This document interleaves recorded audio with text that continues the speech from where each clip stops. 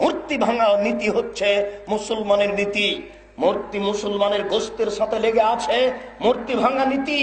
মুসলমানের রক্তের সাথে লেগে আছে মূর্তি ভাঙা নীতি। মুসলমান কোনোদিন মূর্তি গড়াতে পারে না, মুসলমান কোনোদিন মূর্তিকে মূল্যায়ন করতে পারে না, মুসলমান কোনোদিন মূর্তিকে শ্রদ্ধা করতে পারে না। ইব্রাহিম আলাইহিস সালামকে বলা হয়েছিল, আপনি যাবেন না আমাদের সাথে মেলায়? তিনি বলেছেন, না আমি যাব না। তিনি বললেন, তাল্লাহে লা আকিদান্না আসনামাকুম, অবশ্যই যখন তোমরা আমার অগোচরে চলে যাবে তখন আমি তোমাদের এই মূর্তিগুলিকে একেবারে ভেঙে খান খান করে দেব। এই কথা তিনি বললেন। ফাজালাহুম জুজাজ, তিনি মূর্তিগুলিকে একেবারে চৌচির করে দিলেন। মাত্র যে বড় মূর্তিটি ছিল সেই মূর্তিটিকে তিনি রেখে দিলেন, তারা এসে যেন বোকা সাজে। ইব্রাহিম আলাইহিস সালাম সমস্ত মূর্তিকে ভেঙে দিয়েছিলেন। আমার নবী মুহাম্মদ সাল্লাল্লাহু আলাইহি সাল্লাম যেদিন কাবা ঘরে ঢুকলেন সেদিন এই লাঠি হাতে করে ঢুকলেন। লাঠি হাতে করে কাবা ঘরে ঢুকে বললেন, জাল হক, এসেছে সত্য, ওয়াজাহাকাল বাতিল, চলে গেছে মিথ্যে।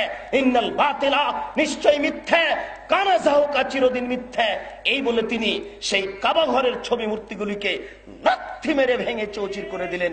কোন মুসলমানের বাচ্চা মূর্তিকে সম্মান করতে পারে না। এই মাঠে যত উপস্থিত জনগণ দিনী ভাই আছেন, আজকে বাড়িতে গিয়ে, কালকে বাড়িতে গিয়ে প্রথম কাজ হবে যত আপনার বাপের মায়ের আত্মীয় স্বজনের ছবি মূর্তি আছে, পুতুল আছে, শোকেজা আছে, সবকে ভেঙে চৌচির করা। এটা জরুরি। যদি আপনি না করেন তাহলে আপনি একজন মুনাফিক মুসলমান। শুনুন, আপনার পিতার মূর্তি আপনাকে ভাঙতে কষ্ট হয় কেন? মুহাম্মদ সাল্লাল্লাহু আলাইহি সাল্লাম বাপের মূর্তি ভেঙে দিলেন।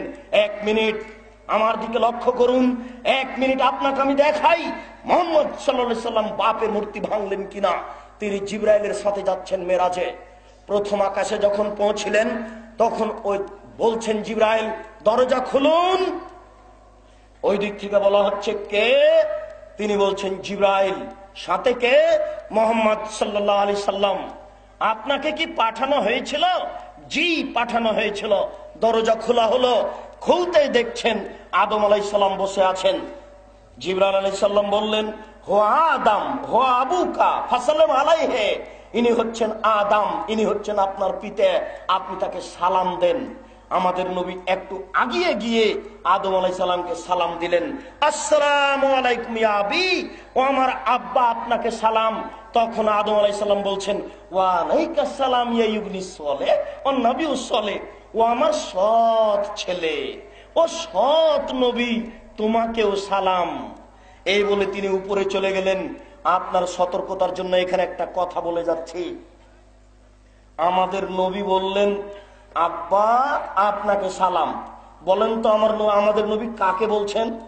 আদম আলাইহিস সালামকে। তখন আদম আলাইহিস সালাম বলছেন, ও আমার সৎ ছেলে, তোমাকেও সালাম। আদম হচ্ছেন মাটির তৈরি, সবাই জানে, আর আমার নবী হবেন নূরের তৈরি। আরে বুদ্ধি বিদ্যা না হয় নেই তো মুফাসসির সাহেবের কি একটু বুদ্ধিও নেই? যে বাপ হবেন মাটির তৈরি আর বেটা হবেন নূরের তৈরি, এটা হয় কি করে? বাপ বেটা একজন হবেন মাটির তৈরি আর একজন হবেন নূরের তৈরি। আরে বিদ্যা নেই, একটু তো বুদ্ধিও থাকতে হবে, যে কথা তো সমাজে চলতে হবে। জিবরাইল আলাইহিস সালাম চলে গেলেন সপ্তম আকাশের উপরে। সপ্তম আকাশের উপরে যখন গেলেন তখন দেখলেন ইব্রাহিম আলাইহিস সালাম বসে আছেন। জিবরাইল আলাইহিস সালাম বললেন, হোয়া ইব্রাহিম, হোয়া আবুকা ফাসাল্লাম আলাইহি, তিনি হচ্ছেন ইব্রাহিম, তিনি আপনার পিতা, আপনি তাকে সালাম দেন। আমাদের নবী আগিয়ে গেলেন। আগিয়ে গিয়ে বলছেন, আসসালামু আলাইকুম ইয়া আবি, ও আমার আব্বা আপনাকে সালাম। তখন ইব্রাহিম আলাইহিস সালাম বলছেন, ওয়া আলাইকাস সালাম ইয়া ইবনিস সালেহ ও নবিউস সালেহ, ও আমার সৎ ছেলে, ও সৎ নবী, তোমাকেও সালাম। যেই ভাষা আদম আলাইহিস সালাম বলেছেন সেই ভাষা ইব্রাহিম আলাইহিস সালাম বললেন। অর্থাৎ আমাদের নবী ইব্রাহিম আলাইহিস সালামকে বললেন আব্বা, আর ইব্রাহিম আলাইহিস সালাম আমাদের নবীকে বললেন ছেলে। ইব্রাহিম আলাইহিস সালাম আর আমাদের নবী বাপ বেটা। এবার যখন তিনি কাবা ঘরে ঢুকলেন, কাবা ঘরের ছবি মূর্তিগুলো ছিল ইব্রাহিমের, কাবা ঘরে মূর্তিগুলি ছিল ইসমাইলের, ইসহাকের। তিনি লাঠি হাতে করে কাবা ঘরে ঢুকে সব মূর্তিগুলি ভেঙে খান খান করে দিলেন, চৌচির করে দিলেন, নিজের বাপের মূর্তিকে সম্মান করলেন না। মুসলমান কোনোদিন মূর্তি তৈরি করতে পারে না, মুসলমান কোনোদিন মূর্তি গড়তে পারে না, মুসলমান কোনোদিন মূর্তিকে সহ্য করতে পারে না। আমি বলেছিলাম এদেশের এই এলাকার মেয়রকে গত বছর, জনাব পিতার মূর্তি বানাচ্ছেন কেন, চলবে না, এখানে বসে এখানে বলেছিলাম, জনাব মেয়র সাহেব আমাকে বলছেন যে মৌলানা বারকুল্লাহ আমাকে ফতোয়া দিয়েছে করা যায়। জি না, কিয়ামত পর্যন্ত হবে না। এই জাতি মূর্তি ভেঙে দেওয়ার জন্য এসেছে। মুসলমান কোনদিন মূর্তিকে সম্মান করতে পারে না, অসম্মান হতে পারে না। জাতিকে বলে জানাচ্ছি, জেল বলে ভাবি না, শেল বলে ভাবি না, যতক্ষণ পর্যন্ত দেহে শ্বাস আছে ততক্ষণ পর্যন্ত হাদিসের অনুবাদ করবো ইনশাআল্লাহ। এই দেশের মাটিতে যদি হিন্দু কথা বলতে পারে, এই দেশের মাটিতে যদি ইহুদি কথা বলতে পারে, এই দেশের মাটিতে যদি খ্রিস্টান কথা বলতে পারে, আমি আব্দুর রাজ্জাক এই দেশের মাটিতে হাদিসের অনুবাদ করতে পারি। আমি এই দেশের মাটিতে হাদিসের অনুবাদ করতে পারি। দেশবাসী জেনে রাখো, দেশ শ্বাস থাকাকালীন অনুবাদ করবই করব, দেহে শ্বাস থাকাকালীন অনুবাদ করবই করব। নবী বলেছেন, আলী ছাড়বে না কোন ছবি মূর্তি, সবকে ভেঙে খান খান করে দাও। তুমি ছাড়বে না কোন উঁচু কবর, তুমি সবকে ভেঙে সমান করে দাও। মুসলিম জনাব জজ হাইকোর্টের মালিক জজ সাহেব, আপনাকে বলে রাখছি, আপনি মনে রাখুন, কালকে যদি আমাকে আদালতে দাঁড়াতে হয় তাহলে আমি মুসলিম খুলে আপনার সামনে অনুবাদ করে দেখাবো। আপনার কোনো পথ থাকবে না, আপনাকে লিখতে হবে আদেশ দাতার ফাঁসি ঘোষণা করা হলো আর অনুবাদকের আজীবন জেল ঘোষণা করা হলো। আমি 1 নম্বর আসামি নই, 1 নম্বর আসামি হচ্ছেন মোহাম্মদ সাল্লাল্লাহু আলাইহি সাল্লাম। তিনি হলেন আদেশদাতা, আমি হলাম অনুবাদক। তিনি হলেন আদেশদাতা, আমি হলাম অনুবাদক। তিনি হলেন আদেশদাতা, আমি হলাম অনুবাদক। জজ সাহেব, হাইকোর্ট জজ কোর্টের আপনাকে অনুরোধ করে বলছি, আপনি আমাকে 1 নম্বর আসামি করতে পারবেন না, অসম্ভব। 1 নম্বর আসামি হচ্ছেন মোহাম্মদ সাল্লাল্লাহু আলাইহি সাল্লাম, তিনি হচ্ছেন আদেশদাতা, আমি হলাম অনুবাদক। জাতিকে বলে রাখছি, জাতি যেন এই ছবি মূর্তিকে মরা পর্যন্ত কোনোদিন মূল্যায়ন না করে। যারা করে তারা মুনাফেক। মুসলমান ছবি মূর্তি মূল্যায়ন করার জিনিস নয়, এটা হচ্ছে একটা শিরকি নীতি, আপনাকে ত্যাগ করতে হবে। প্রতিপালক তুমি বড় দয়াবান, তুমি বড় রহমান, তুমি বড় ক্ষমাবান। তোমার দরবারে আশাধারী হয়ে বলি, তুমি শক্তিশালী, তুমি সব কিছু করতে পারো, তুমি এই মূর্তি প্রথা বন্ধ করো, তোমার দরবারে দাবি রইল। এই গভীর রাতে তোমার দরবারে আরো দাবি, এ দেশের যারা মারা গেছে, যেসব মুসলিম নরনারী মারা গেছে, তুমি তাদের কবরের শাস্তি মাফ করো, আল্লাহুম্মা আমিন। যারা আমরা অসুস্থ, বাড়িতে হাসপাতালে আছি, তুমি তাদের আরোগ্য দান করো, আল্লাহুম্মা আমিন। আমরা যারা বেঁচে আছি, তুমি তাদেরকে শিরক মুক্ত জীবন গড়ার তৌফিক দান করো, আল্লাহুম্মা আমিন। মুসলিম ব্যক্তির প্রধান কাজ হলো আল্লাহ রাব্বুল আলামিনকে এক বলে মেনে নেওয়ার পরে শিরিকের যাবতীয় শিখণ্ডীকে চুরমার করে দেওয়া। শিরিককে ধ্বংস করা মৌলিক কাজ। যে সমস্ত বস্তুর দ্বারা শিরিক লালন হয়, কোন মুসলিম ব্যক্তি এই শিরিককে কখনো বরদাস্ত করতে পারে না। ওই ব্যক্তি শুধু শিরিককে না মানার কারণে আল্লাহ রাব্বুল আলামিন ওর জীবন যত পাপ থাক না কেন সবই মাফ করে দিয়েছে। এটাই বাস্তব পরিণাম। জান্নাতে চলে গেছে। মুসনাদে আহমদ 22,128 নম্বর একটা হাদিস, নবী মুহাম্মদ সাল্লাল্লাহু আলাইহি সাল্লাম বলছেন, 10টি উপদেশের একটি উপদেশ বলছেন, ওয়ালা তুশরিক বিল্লাহ, তুমি আল্লাহর সঙ্গে শিরিক করো না। ওয়াইন কুতিলতা ওয়াইন হুররিকতা, যদিও তোমাকে টুকরো টুকরো করে কাটা হয় এবং আগুনের মধ্যে ফেলে দিলে যদি দাউ দাউ করে জ্বালানো হয়, তবু আল্লাহর সঙ্গে শিরিক করো না। আপনি করতে রাজি আছেন? যদি কলেজের প্রিন্সিপাল সাহেব পহেলা বৈশাখের নোংরা বৈশাখী অনুষ্ঠানের ব্যবস্থা না করেন, তাহলে তিনি শিরিক থেকে নিজে বাঁচলেন এবং স্কুলকে বাঁচালেন, কলেজকে বাঁচালেন, টিচারদেরকে বাঁচালেন। আর যদি এই অনুষ্ঠান না করার কারণে ওই ব্যক্তির জেল হয়ে যায়, ওই ব্যক্তির যদি ফাঁসি হয়ে যায়, বলুন এই ফাঁসির ভয়ে ওই শিরিক করবে না ফাঁসি হয়ে যাক জান্নাতে যাব, কোনটা করবে? জান্নাত হবে টার্গেট। আল্লাহ রাসূলের এই ওসিয়ত বাস্তবায়িত হবে। ওয়াইন কুতিলতা ওয়াইন হুররিকতা, তোমাকে যদি টুকরো টুকরো করে কাটা হয়, অতঃপর আগুনের মধ্যে জ্বালিয়ে যদি পুড়িয়ে দেওয়া হয়, তবুও তুমি শিরিক করো না। আশ্চর্য ব্যাপার। আল্লাহ রাসূল এত শক্ত করে বললেন কেন? আপনি কেন বাড়ি থেকে আপনার মূর্তি বের করতে পারেন না?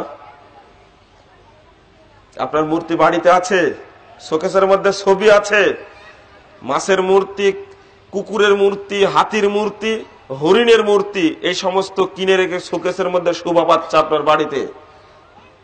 ওটা আপনি রাখতে পারেন না, আপনাকে বের করে ফেলে দিতে হবে। আপনি বলছেন অফিসে ছবি তো টাঙ্গিয়ে রাখতে হয়, অফিসে রাখছেন, কিন্তু আপনার বাড়িতে কে রাখতে বলেছে?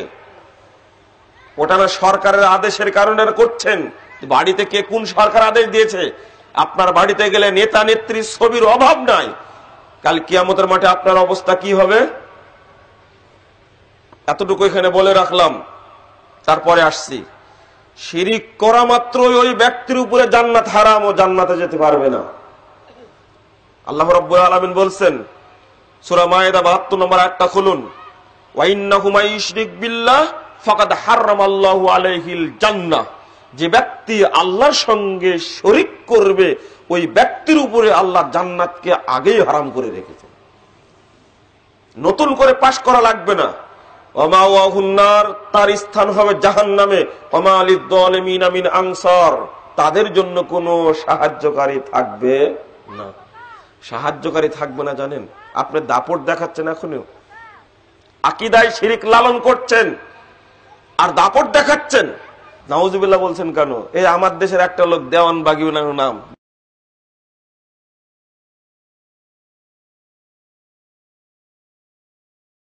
বসে আছে। এই লোক বলছে যে আমার উপরে যে নাজিল হয়েছে এটা কোন নবীর উপরেও নাজিল হয়নি। এলো এই নাউজুবিল্লাহর পক্ষে আমি না, ও ঠিকই বলেছে।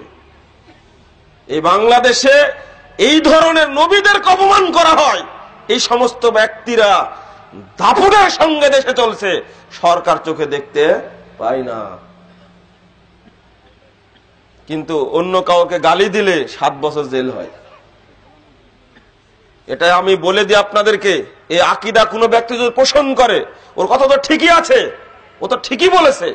নবীদের উপরে নাজিল করেছেন আল্লাহ, ওহী নাজিল করেছিলেন, আর এর উপরে নাজিল করেছে কে? শয়তান। ঘটনা ঠিক না? ঠিকই তো বলেছে। আর এই আকীদা নিয়ে মানুষ চলছে, কোটি কোটি টাকা মাজারে ঢালছে, কারণ বাবা চলে আসবে তাই, বাবাই তাকে মুক্তি দিবে। কোথায় কাফের মুশরিকদের আকীদা আর আমাদের আকীদা? কোনো পার্থক্য নেই, এক হয়ে গেছে এখন আকীদা। বাবার কাছে গিয়ে বলছে কতগুলো শিরকি আকীদা রয়েছে আমাদের মধ্যে।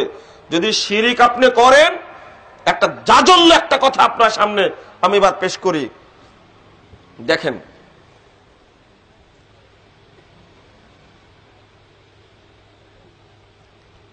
সেটা হলো আমাদের মধ্যে একটা আকীদা চালু আছে, অলিরা, পীররা, বুজুর্গরা কবরে জীবিত থাকে এবং ভক্তরা মনে করে যে আমাদের কথাগুলো শুনেন আর আমাদের ইবাদত গুলো আল্লাহর কাছে পৌঁছে দেন। এই জন্য ইসালে সোয়াবের অনুষ্ঠান করা হয়, কোরআন বক্সানোর অনুষ্ঠান করা হয়, হয় না? দিব্যি চলছে কোরআন বক্সানোর অনুষ্ঠান। কোথায় পেলেন ইসালে সোয়াবের অনুষ্ঠান? এটাই বলেছিল যখন তাদেরকে বলা হলো তোমরা এই সমস্ত ব্যক্তির কাছে যাও কেন, সূরা জুমার 3 নম্বর আয়াত। তখন তারা বলেছে মা না'বুদুহুম ক্বালু না'বুদুহুম ইল্লা লিয়াবুদুল্লাহা ইল্লা লিয়ুকাররিবুনা ইলাল্লাহি যুলফা। আরে মুহাম্মদ, তুমি পাগল নাকি? আমরা তো তাদের ইবাদত করি না, আমরা তার কাছে যাই, তার ইবাদত করে এই জন্যই তারা যেন আমাদের কথাগুলো, আমাদের ইবাদতগুলো আল্লাহর কাছে পৌঁছে দেয়। কাফেরদের আকীদার আমাদের আকীদার মধ্যে কোনো পার্থক্য থাকলো? তাহলে আমরাও তো যাই পীরের দরবারে ইখলাসের সাথে। মসজিদের ওই নিমুখ হারাম দোয়া করছে, চোখ দিয়ে পানি পড়ে না, কিন্তু মাজারের দরগায় গিয়ে হাত তুলে দোয়া করতে কাঁদতে কাঁদতে কাঁদতে ওর দাড়ি শরীর পর্যন্ত ভিজে যাচ্ছে। তাহলে ইখলাসে যা শিরিক করছে, হিসাব করে না। অথচ হাদিসটা শুনুন, সহিহ বুখারীর 1010 নম্বর হাদিস, মূল বুখারী খুলুন 137 পৃষ্ঠা হাদিসটা আসছে। আল্লাহর নবীর মৃত্যুর পরে, আবু বকর রাদিয়াল্লাহু আনহুর মৃত্যুর পরের ঘটনা।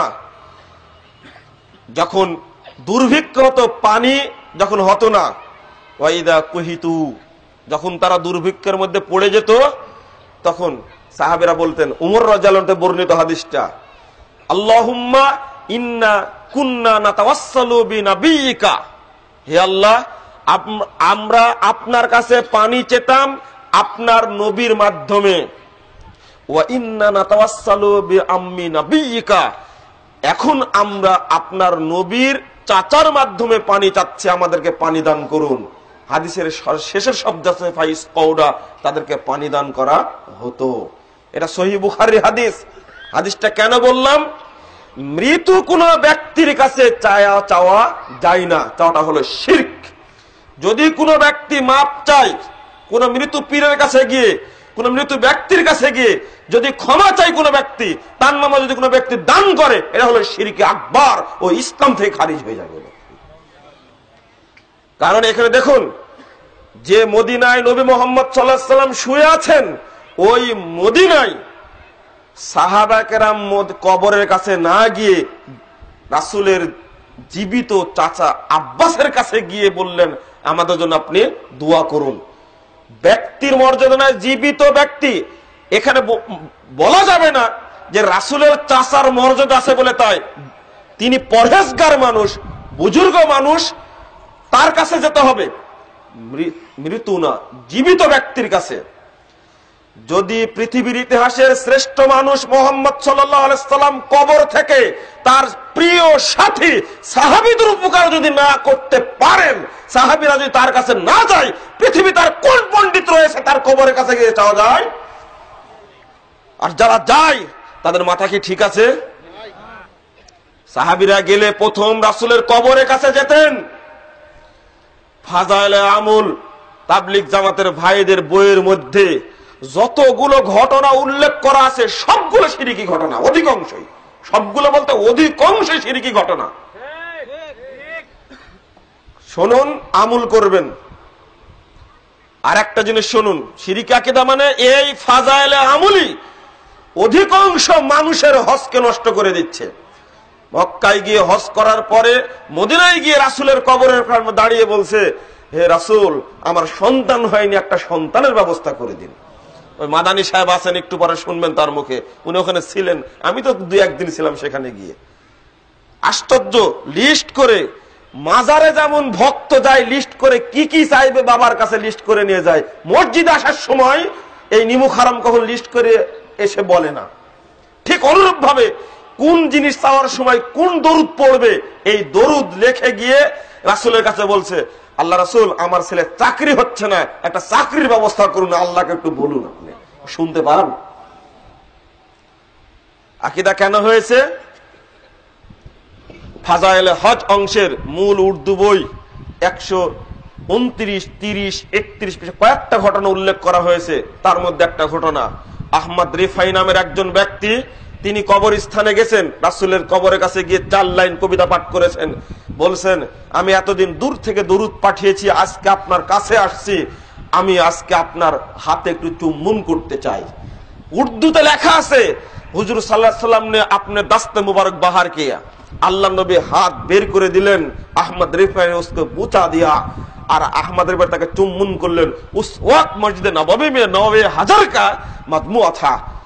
আর এই সময় মসজিদ নববীতে 90,000 মানুষের উপস্থিত ছিল। এটা 555 হিজরি ঘটনা। ঘটনাকে সত্য বলার জন্য উল্লেখ করেছেন, তার মধ্যে একজন ছিলেন মাহবুবে সুবহানী কুতুবে রব্বানী আব্দুল কাদের জিলানী। এই ঘটনা উল্লেখ করেছে। এটার দ্বারাই শিরিকের আয়োজন করা হয়েছে, এই শিরিক আকীদা প্রচার করা হচ্ছে। আমি আপনাদের বলবো, আকীদাকে পরিশুদ্ধ করুন। আকীদা পরিশুদ্ধ না করে যত ইবাদত করেন না কোনো লাভ হবে না।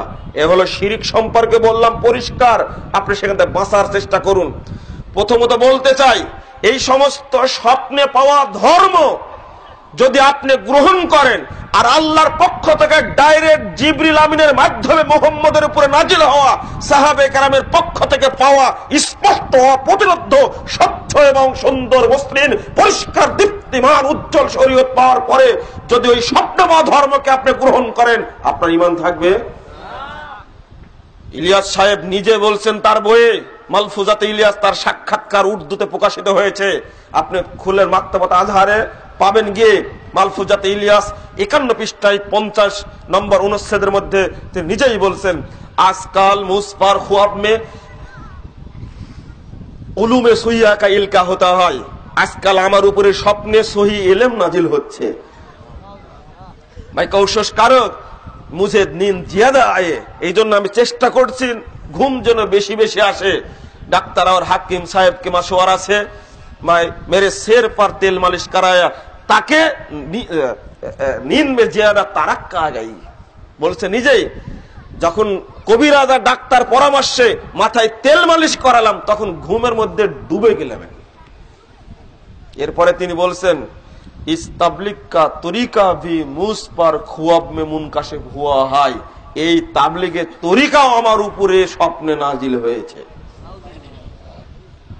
দেখেন, যদি বইয়ের মধ্যে না থাকেন মামলা করেন আমার নামে, আপনি নিজেই দেখতে পারবেন। কখনো আলেমের উদ্ধৃতি দিবেন না, অত সহজ নয়। হাদিস শুনিয়ে দিই, সহিহ বুখারীর 2য় খণ্ডের 1050 পৃষ্ঠা একটা হাদিস বর্ণিত হয়েছে। আল্লাহ নবী বলছেন, শেষ জামানায় আসবে দেখবে দুআতুন আলা আবওয়াবে জাহান্নাম, জাহান্নামের দরজায় দাঁড়িয়ে এক শ্রেণীর আলেম মানুষকে জাহান্নামের মধ্যে নিয়ে যাবে, ডাকবে। ওদিকে মান আজাবাহুম ইলাইহা কাযাফু ফিহা, যেই ব্যক্তি এই আলেমদের ডাকে সাড়া দিবে, এই দায়ীদের দিকে সাড়া দিবে, ওই ব্যক্তিকে ধরে ওরা জাহান্নামের মধ্যে ফেলে দিবে। কে বলছেন এটা? আল্লাহ নবী বলছেন, শেষ জামানায় ওরাই জাহান্নামের দরজায় দাঁড়িয়ে থেকে বলবে এইদিকে আসো, এইদিকে আসো। যে ওদের ডাকে সাড়া দিবে তাই তাকে জাহান্নামের মধ্যে নিক্ষেপ করবে। রাসূল সাল্লাল্লাহু আলাইহি ওয়াসাল্লামকে বললেন, হুযায়ফা সিফহুম লানা ইয়া রাসূলুল্লাহ, আল্লাহ নবী তাদের পরিচয় ব্যক্ত করুন। তখন তিনি বললেন, ওয়াহুম মিন জিলদাতিনা ওয়া ইয়াতাকাল্লামুনা বিআলসিনাতিনা, আরে তারা তো আমাদের মতোই চামড়ার মানুষ, তারা আমাদের মতোই কথা বলবে। তবে সহিহ মুসলিমে আসতে 77 পৃষ্ঠায় 76 পৃষ্ঠায় আসতে 2য় খণ্ডে কুলুবুহুম কুলুবুশ শায়াতিন ফি জুসমান ইনস, তবে তার পরিচয় হলো মানুষ রূপী দেহের মধ্যে শয়তান, অন্তরটা হলো শয়তানের অন্তর। আমি বলছিলাম এই জায়গায় আলেমদের দ্বারা প্রতারিত হওয়া যাবে না। কোরআন এবং সুন্নাহ ভিত্তিক যিনি কথা বলেন তার কথা শুনতে হবে। যে কথা ভুয়া, যে বইয়ে কোনো রেফারেন্স নেই, ওই বই পড়া যাবে না। বেহেশতি জেওর, নিয়ামুল কোরআন, মুকসুদুল মুমিনিন এবং ফাজাইল আমুল, মানুষকে এই সমস্ত বইগুলো পড়ানোর মাধ্যমে তাদেরকে বেদলিল কথা দ্বারা মানুষকে সব নিয়ে যাচ্ছে শিরক এবং বেদাতের দিকে। এই সমস্ত বই স্পর্শও করা যাবে না। আপনাদের সচেতন থাকতে হবে, না হলে শিরক বেদাতে দেশ ভর্তি হয়ে যাবে। এখনই সচেতন হতে হবে, কোনো উপায় নেই। কেন এটা আপনি বুঝতে পারছেন? এইগুলোর মধ্যে শিরক ছড়াচ্ছে, আপনি কেন গ্রহণ করছেন? দ্বিতীয় কথা আমি যেটা বলছিলাম, কবরে যিনি মারা গেছেন তার কাছ থেকে কোনো জিনিস আশা করা যাবে না, তিনি শুনতে পান না।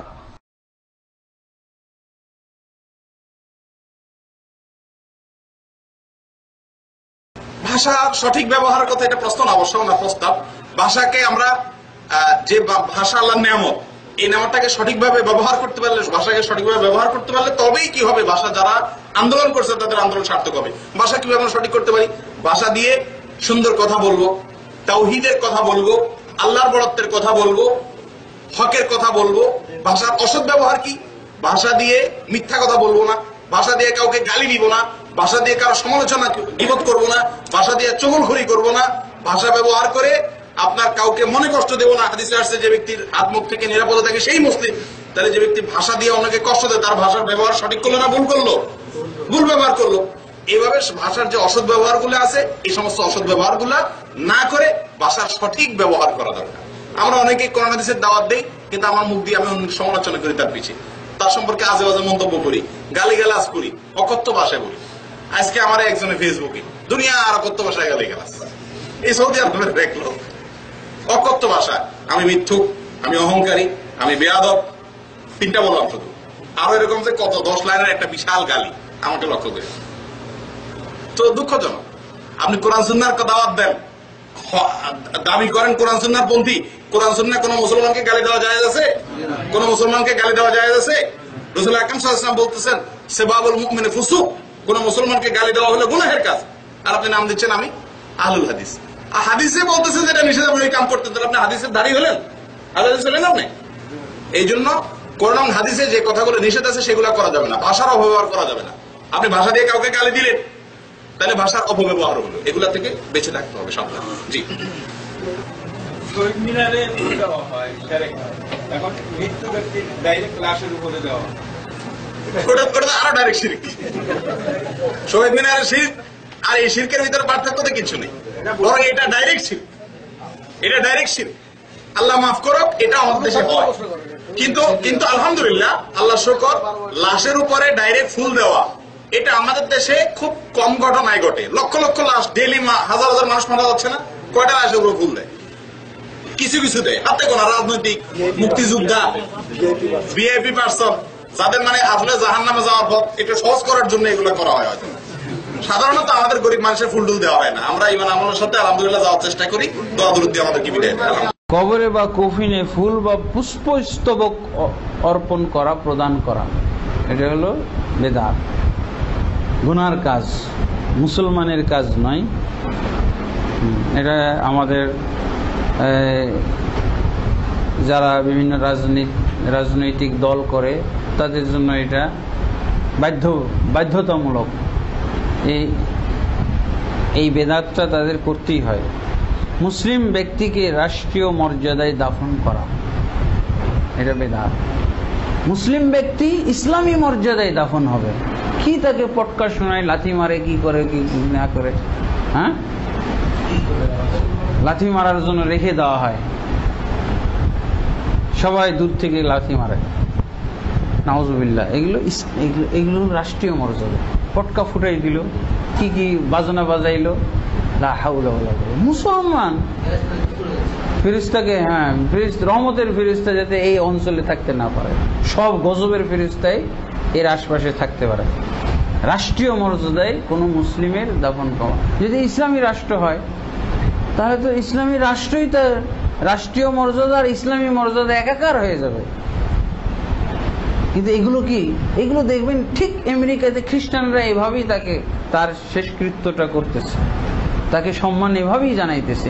হিন্দুকে দেখবেন এইভাবেই করতেছে, ইহুদিকে দেখবেন। এটা ইসলাম, এটা মুসলমানের করার শোভা পায়, উচিত নয়, হারাম, শিরক, কুফরি, বিদআত। এভাবে আল্লাহ তাআলাকে মহব্বত করা দরকার। আল্লাহর শান যেভাবে মুমিনের দিলের ভিতরে থাকা দরকার, যেভাবে আল্লাহকে ইহতিরাম করা দরকার, সম্মান করা দরকার, ওই রকম সম্মান কোন মাখলুককে তারা করে বসে। আল্লাহর জায়গায় তাদেরকে বসিয়ে দিয়েছে। অমুক নেতার জন্ম দিবসে সে মরে গেছে, বিশাল তার মূর্তি ছবি বানিয়ে তার ফুলের মালা দিয়ে ভর্তি করে দিচ্ছে। শহীদ মিনার বানিয়ে একটা বেদি আছে, শহীদ মিনার, এটার নাম কি? বেদি। সেখানে ফুল দিয়ে ভর্তি করে থই, যারা মরে গেছে তাদেরকে সম্মান করে। এই সম্মান হচ্ছে শিরক। তাদেরকে কোন তরিকায় সম্মান করতে হবে? তাদের জন্য দোয়া করা, এটা হলো তাদেরকে সম্মান করা। আর খালি পায়ে, নগ্ন পায়ে ওখানে ফুল দেওয়া, মাথা নিচু করা, চুপ করে থাকা, দাঁড়িয়ে থাকা, এটা সম্মান? শিরক। অমুক মৃত্যু দিবস বা অমুক শোক দিবস সবাই দাঁড়িয়ে 1 মিনিট নীরবতা পালন করো, এটা শিরক। এরকম দাঁড়ানো, এরকম নীরবতা পালন করা, এরকম কুর্নিশ করা, স্মৃতিস্তম্ভে গিয়ে মাথা নিচু করে দাঁড়িয়ে থাকো, এ সমস্ত শিরক। কিভাবে শিরকের প্যাকেজ তৈরি হয়ে গেছে, আর মুসলমানদের আকীদার মধ্যে শিরকের রন্ধ্রে রন্ধ্রে ঢুকিয়ে দেওয়া হয়েছে। আর এটাকে রক্ষা করার জন্য এত মহব্বত জান দিয়ে হলে এগুলা রক্ষা করতে হবে, কারণ এগুলো হচ্ছে আকীদা, এগুলো হচ্ছে তাদের ঈমান। শিরক হচ্ছে তাদের ঈমান। তারা এটাকে এত মহব্বত করে যেভাবে আল্লাহ তাআলাকে মহব্বত করার কথা ছিল। ইউহিব্বুনাহুম কাহুব্বিল্লাহ, এইগুলোকে তারা এত মহব্বত করে যে মহব্বত আল্লাহকে করার কথা। কোন নেতা কবে মরে গেছে তার আদর্শ কায়েম করার জন্য জান দিয়ে ফেলে, তার ঘরে ঘরে তার বিরাট ছবি লটকাইয়া রাখে এবং তার জন্মদিবস মৃত্যু দিবস পালন করে। এ সব কিছু শিরক।